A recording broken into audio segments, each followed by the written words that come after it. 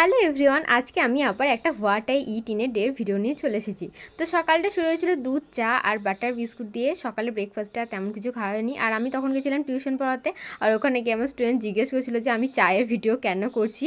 আর তারপর বাড়িতে এসে খেয়ে নিয়েছিলাম দুপুরের লাঞ্চে ছিল ভাত, তার সঙ্গে পটল পেঁয়াজ আলু পোস্ত দিয়ে একটা ভাজা, আর তার সঙ্গে ছিল লাল লাল ঝাল ঝাল চিকেন কারি, আমের চাটনি আর একটু চিকেন কষা। আমার জন্য তুলে রেখেছিলাম। আমার চিকেন কষাটা খেতে দারুণ লাগে। আর যেহেতু অনেক দিন পর চিকেন কারিটা খাচ্ছি, তাই খেতে না একদম দারুণ লাগছিল। অনেকদিন পর যে কোনো জিনিস খেলে না সেটা স্বাদ অনেকটাই বেড়ে যায়।